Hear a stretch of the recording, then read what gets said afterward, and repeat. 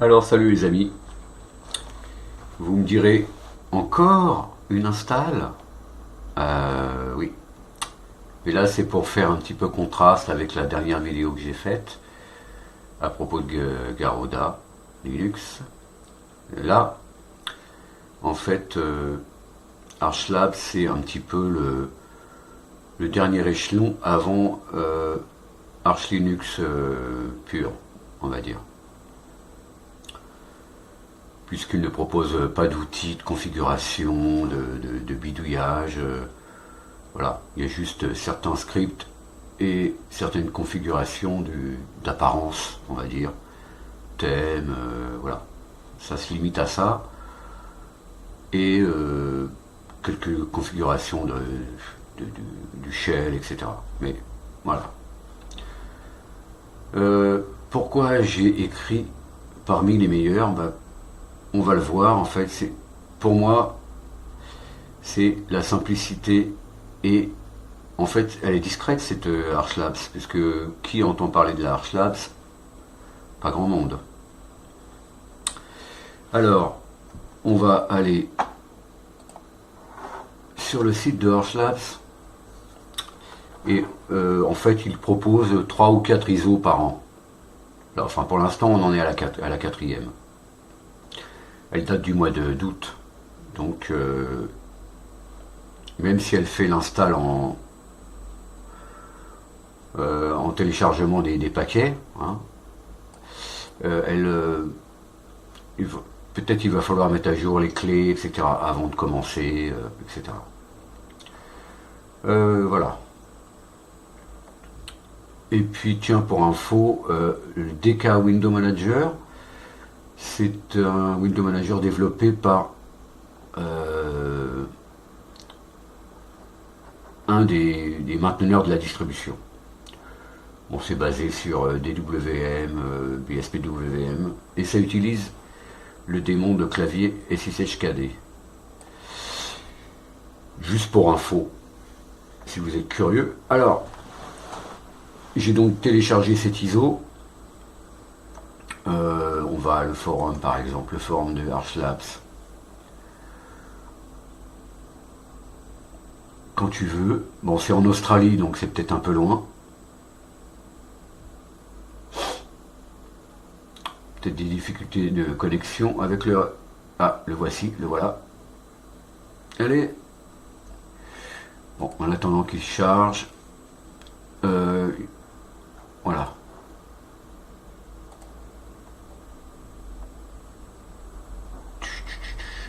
Si je cherche, par exemple, DK.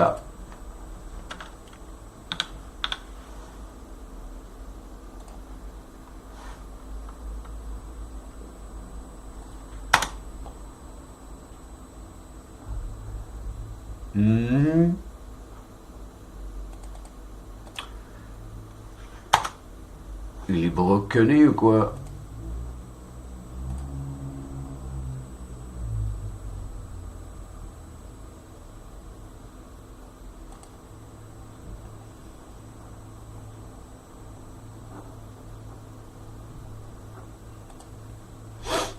Voilà. Ça c'est les thèmes. Bon, pour l'instant, on va... Alors, ce qu'on va installer, on va installer une i3, puisqu'il ne propose pas de desktop. Mais on aura la possibilité d'entrer dans le shroot et d'installer ce qu'on veut d'autre, en fait. Hein. Donc, ce que j'ai fait, j'ai créé une machine virtuelle, comme en habitude, et j'ai attaché un disque où il y a déjà un home et un swap de cette installation-là. Donc je l'ai attaché ici, comme ça on va voir si on peut finalement l'incrémenter à notre installation. 4 Go de RAM, pas besoin de plus, hein, on pourrait mettre plus, mais 4 CPU. Voilà. Alors, il y a un petit bug quand même que je dois prévenir. C'est à... On va le voir, là, il faut que je clique, pardon. Xorg a du mal à se lancer. Alors, il se lance. Donc, ce qu'on peut faire, c'est en fait se loguer en TTY2 en tant que root, et puis on lance l'installeur. Donc c'est peut-être dû à l'image ISO, j'en sais rien. Ou c'est peut-être dû à la machine virtuelle. Donc là, Xorg ne se lance pas ici. Donc je fais machine virtuelle CTRL F2 et le prompt va apparaître. Voilà, on va se loguer en route. Alors pour l'instant la police est un peu petite, hein. Ce que je vais faire peut-être c'est mettre le clavier en français, et je vais peut-être faire un Pacman, rafraîchir les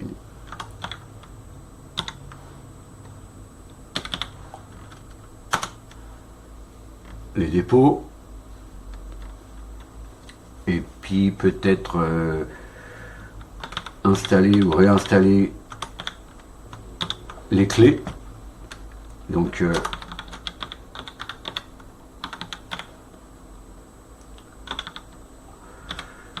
toujours bien, parce que l'IDO enfin, ça date du mois de juin, donc non, qu'est-ce que j'ai dit, du mois d'août, et donc voilà, il y a peut-être du changement chez ArchLab, je crois pas, mais bon, on va quand même les mettre.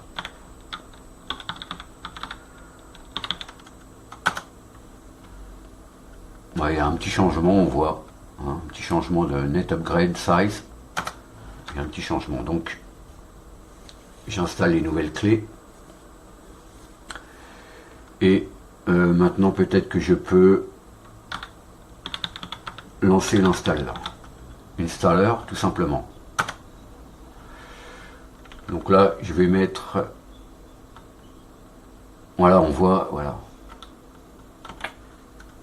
Mettre en size. Voilà, donc là on nous explique comment on se déplace dans les menus, donc avec les touches, etc. Donc ça, si vous n'êtes pas habitué, moi je connais, mais je vais expliquer au fur et à mesure, c'est simple. Donc c'est un outil en mode texte. Alors, Keymap, donc Keymap FR. Alors, Storage Management. Donc là, on peut faire View, hein, et on voit un SBLK. Donc on voit le SDB, par exemple, est déjà préparé, donc d'une dernière installation. Donc je vais le mettre dans ma configuration. C'est là qu'il y a le Home. Ok. Donc on va faire Part pour partitionner. Alors attention de ne pas partitionner n'importe quoi. Donc là on choisit le disque vierge pour le système et le boot, donc SDA. On va choisir CF disk, comme d'habitude, en GPT, une nouvelle, et on fait 512 mégas. On choisit le type. Et là, on crée une nouvelle partition. On la laisse entière pour le système. Et on écrit. Voilà. On quitte. Maintenant, on revient au menu principal. Voilà. Donc, Mount Partition. Alors, comment dire, les menus, ils sont surlignés quand il n'y a pas eu de problème dans le menu précédent, hein. Donc on va monter les partitions. Alors on choisit le root, donc c'est SDA2, on a bien vu que j'ai fait une partition, voilà. Donc là, contrairement à d'autres distributions, on a le choix. Donc je pense que si par exemple Garuda ne propose que le BTRFS, c'est en partie dû en fait à l'instabilité et la fragilité finalement du système Garuda. Donc ça permet de faire des snapshots et de récupérer son truc. Et là on va rester traditionnel, Donc on prend ext4. Oui. On garde les options de montage par défaut. Voilà, et là il est en train de... Il a donc formaté le boot aussi. Donc swap, on va prendre le swap qu'il y a sur le deuxième disque. Et là, on choisit notre partition home, déjà existante. On ne formate pas, donc on fait skip. Sinon, on choisit un système de fichiers comme on veut, donc skip. Et le point de montage, ça sera home. Ok, les options de montage par défaut. D'accord. Alors maintenant, on choisit les miroirs. Donc nous sommes en France, enfin, je me comprends, FR. Oui, France. Alors les mots de passe. Alors, je vais taper le nom qu'il y a dans Home, le dossier. Donc là, je ne fais pas entrer, je fais la flèche du bas, par exemple. Je rentre mon mot de passe. Flèche du bas, confirmation. Flèche du bas, mot de passe route. Flèche du bas, mot de passe confirmation. Et là, tab, OK. Système configuration. Donc on va garder ZSH. Le nom d'hôte, on garde Archlabs. Et ici, les locales. Alors, moi je vais le faire en anglais, hein, comme à mon habitude. Mais voilà, vous choisissez vos locales. English US. Europe, Paris. Je garde Linux par défaut, hein. Je ne prends pas de LTS, ni Zen, ni Hardened. J'ai choisi Grub comme bootloader. Il y a System Deboot, FISTUB et SysLinux pour les slacko aériens. Donc Grub, on choisit une session.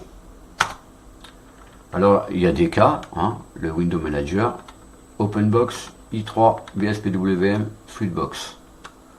Donc ça reste minimal. Hein. Donc là, je choisis avec la barre d'espace. Je vais prendre i3. Ok. Je choisis comme login et je vais prendre en mode console, donc avec Xinit. Sinon il y a le TUI Display Manager, donc c'est en mode texte, un petit peu comme ça, mais dans le terminal, ou alors l'IDM, donc je vais prendre console.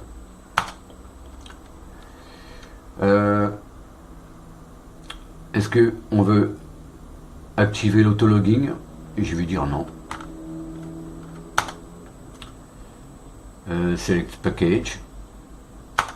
Donc là, on a une liste de packages. Donc je vais choisir base devel. Donc j'ajoute les outils de compilation et de développement. Je n'ai pas besoin de grand chose. Hein. Firefox, un navigateur, un éditeur de texte, Git. Qu'est-ce qu'on va pouvoir mettre d'autre là-dedans? Je vais mettre MC. On va mettre Vim. Est-ce qu'il y a Vim? Il y a NeoVim, mais est-ce qu'on va mettre les fontes? PCMan FM.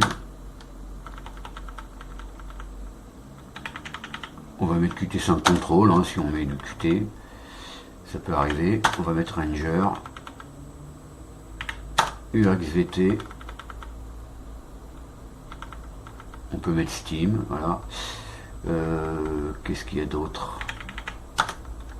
Un rare, pourquoi pas. Alors les TTF, on va mettre Fira. Ensemble. Hack, Vim, wget.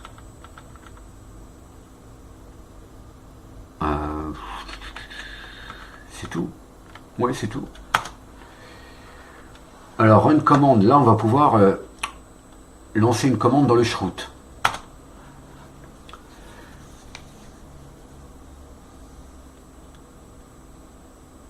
D'accord. Donc, apparemment, si on veut lancer plusieurs commandes, il faut utiliser la syntaxe bash pour les commandes successives, par exemple.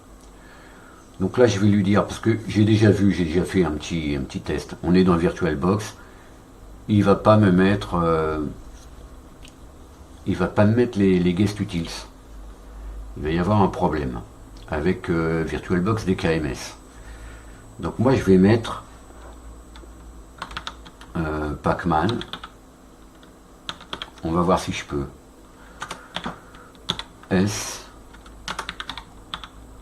VirtualBox guest utils.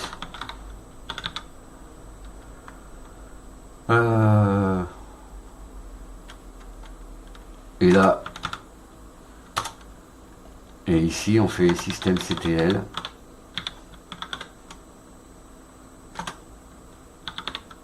enable vbox service.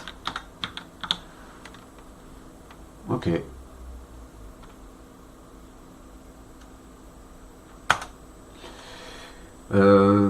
View configuration, donc là on peut voir notre config, ce qu'on a choisi, nos partitions avec les points de montage. Voilà, ok, tout est bon. ZSH i3 autologin non, login type console, kernel Linux, bootloader grub, mesdevel, et tout ça. Et en bas c'est les paquets qu'on a choisi d'installer. Donc maintenant on fait complete install, donc ça va installer, ça va aller relativement vite puisqu'on a choisi, on a pu choisir nos miroirs, donc miroir français j'ai pris.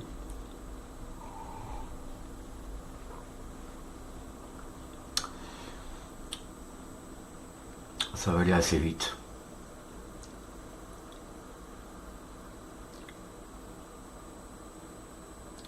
Donc là, il a installé la base et après il va installer tout le reste.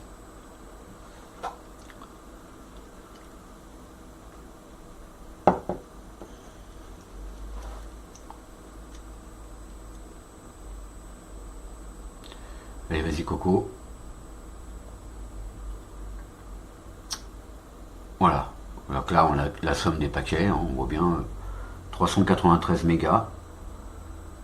Et on commence l'installation, Xorg, les drivers libres, les outils, divers outils, corps utiles, etc. Le desktop, donc i3.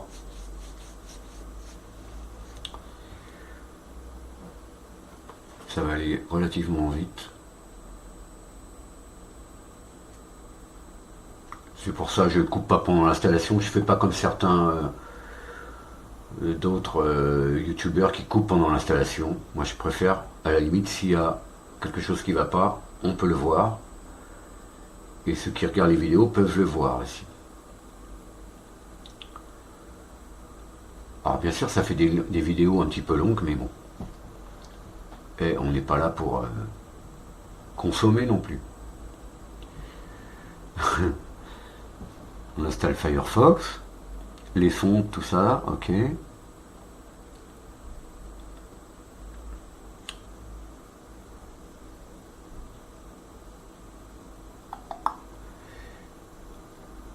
Voilà, c'est des tâches complétion, page complétion, création des groupes et utilisateurs.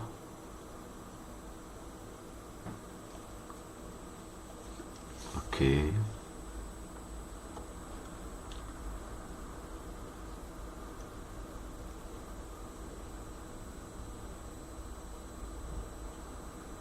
Ok, maintenant on installe des paquets Archlabs. On voit bien Archlabs. Ici, là, au centre. Donc tout ce qui est configuration, il y a des fontes, des thèmes, ce qu'il y a dans ETC Scale. J'en ai un petit peu parlé tout à l'heure au niveau des configs du shell, etc. Donc c'est une bonne entrée en matière pour comprendre comment fonctionne Arch Linux et aussi les points de configuration, quoi. Donc là les firmware qui manquent, c'est normal. Et voilà, Grub s'installe. Là on voit tout ce que fait Grub install.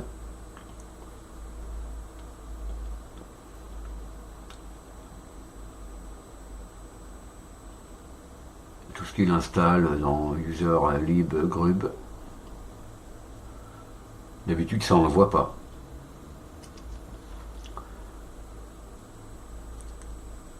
Donc ça change de Calamares, mais voilà, c'est un script d'installation qui est, même s'il est un petit peu buggé, c'est peut-être dû à la machine virtuelle, hein. L'ouverture de session tout à l'heure, parce que normalement on avait une espèce de live session pour lancer l'installation après.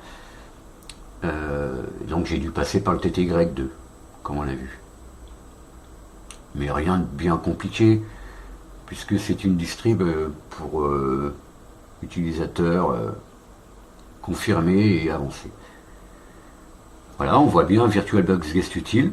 Donc ça a bien pris en compte notre chroute. Oui, installe-moi tout ça. Alors j'espère qu'il a comment dire, lancé la deuxième commande. On verra bien. On finit l'installation et on... Alors ici on peut modifier les fichiers. Je vais quand même modifier 2-3 trucs. Local par exemple. Ici je vais rajouter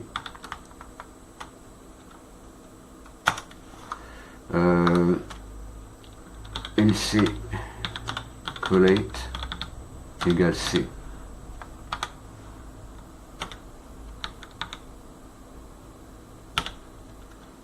Je suis en majuscule, ça n'a pas marché.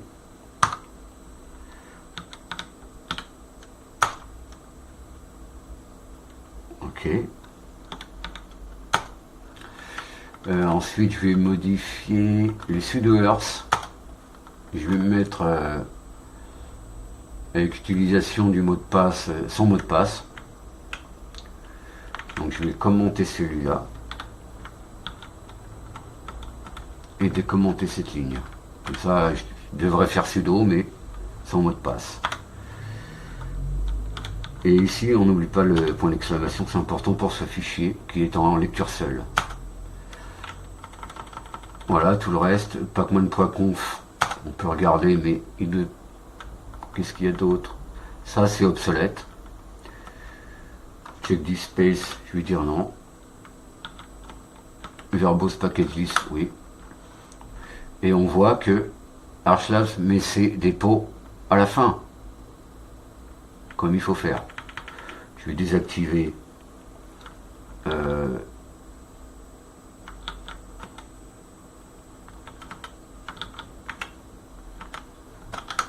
Multilib, j'en ai pas besoin.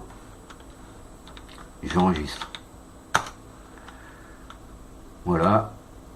Ici, on peut voir ce qu'il y a dans notre Xiniterc, ce qu'ils nous ont mis. Donc, on a choisi i3. On a i3. Mais si on veut un desktop, bah, une fois qu'on sera dans i3, et on peut installer XFCE, ce qu'on veut, quoi. J'aurais pu aussi le mettre dans comment dire, quand j'ai lancé la commande dans le chroot. Ici, par exemple, je vais ajouter quelque chose qu'ils n'ont pas mis par défaut, c'est pas grave. Je vais lancer mon terminal, le démon du terminal. Donc URXVTD avec l'option F, O et Q. Et voilà. Donc j'enregistre mes modifs. Et là on est dans notre Xprofile. Donc on peut voir ce qui va se lancer à la session. Oui. Ça par exemple, ça m'intéresse pas. d'avoir le DPMS là. Donc, puisque c'est un petit peu chiant, ça peut mettre l'écran en veille à certains moments. Moi je veux, donc j'entre ceci et je vire tout ce qu'il y a derrière. Voilà. J'enregistre. Et voilà. Donc je pense que c'est tout. Maintenant on finit l'installation. On sort de l'installeur et on reboot. On va voir ce que ça donne. Ok, on a un groupe, parfait.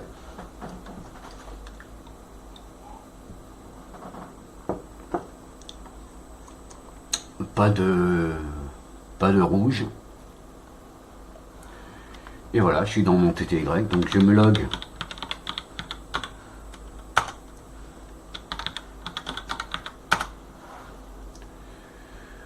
Xorg se lance. Pas de problème pour l'installation en fait. Et voilà. J'ai donc c'est un VBox Service, c'est bien lancé, puisque j'ai mon grand écran, etc. Voilà les amis. Alors qu'est-ce qu'on peut voir? Alors je pense que là, si je fais ça, alors externe, ok, Genie, on va voir Genie. Allez, sur le desktop 2, voilà. Donc on va faire Open. Et 3 configs. Donc là on voit notre configuration. On peut changer les choses. Voilà, c'est tout simple. Hein. La barre de statut, c'est i3 status. Je mets le son. Et voilà, il n'y a pas de secret. C'est minimal. Alors ça c'est pas bon ça, parce que ça n'existe pas. C'est une ancienne config. Puisque j'utilise pas d'outil XFCE en background. Donc ça c'est pour appliquer les settings, les thèmes, etc. de XFCE dans OpenBox ou i3 ou tout ce qu'on veut. Mais ça c'est un démon des settings XFCE. Bon bah, que dire, voilà là, très peu de modifications dans la config, à part pour faire un scrot, pour faire une capture d'écran, voilà. C'est tout quoi. Donc,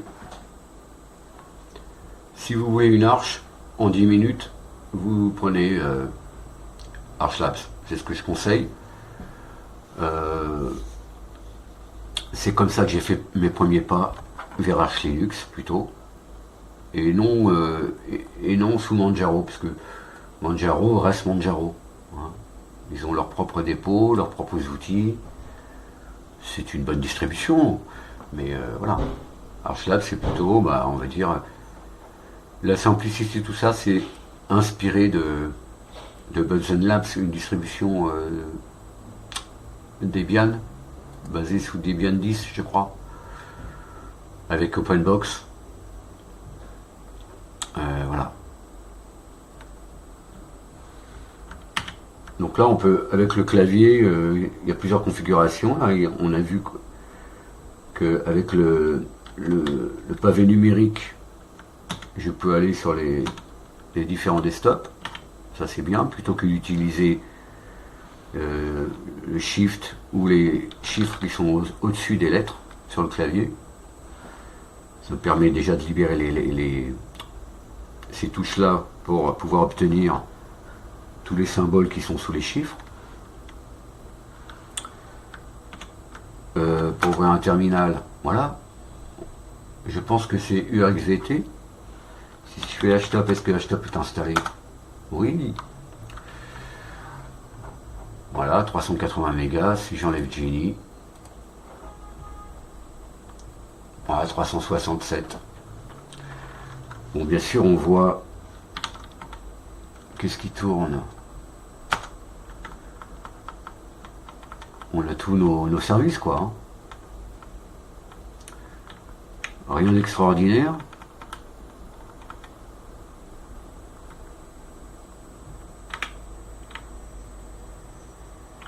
Ouais. Bon. Et par exemple, si je veux installer XFCE, je fais comment? Ok, donc je fais sudo pacman, ce que j'aurais pu faire dans le shroot. XFCE4. XFCE4. Je crois que c'est toujours goodies. Ah, j'ai dû mettre. Mon clavier est très sensible. 2F, 2X, ça va pas. On prend tout par défaut. Oui, il y a des choses qui étaient déjà là. On installe XFCE. Si on veut un desktop.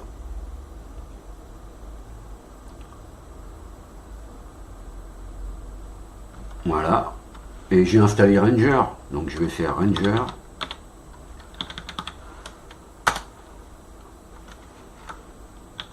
Les fichiers cachés, je vais dans config.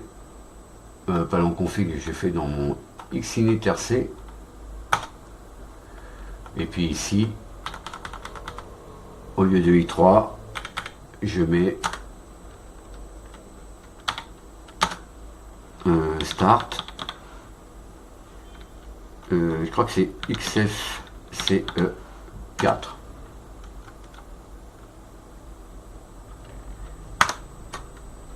Et j'échappe. J'enregistre. Voilà. Et maintenant, je vais me déloguer. Je ne sais plus comment on fait. Je vais quitter ici et je vais faire refi run -L pour logout. Voilà, donc là j'ai un refi, d'accord. On va faire logout.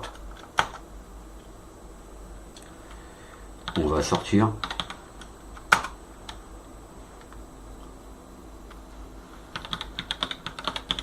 On se log. Le mot de passe.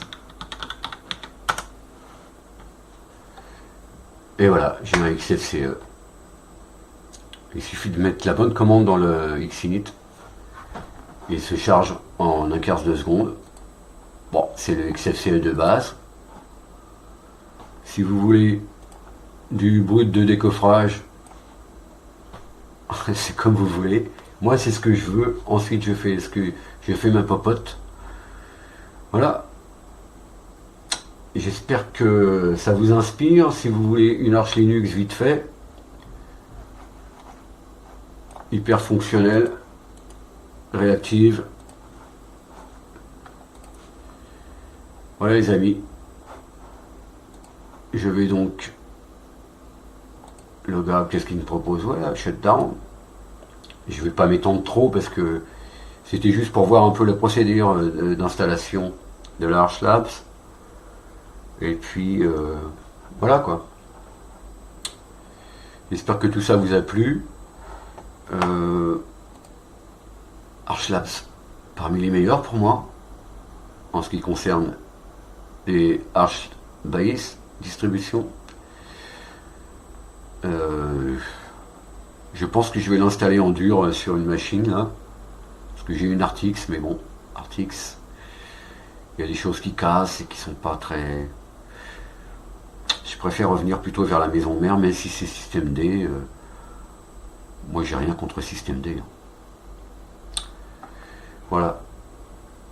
Donc je vous dis à bientôt les amis. J'espère que tout ça vous a plu. Et je vous dis à la prochaine. Salut!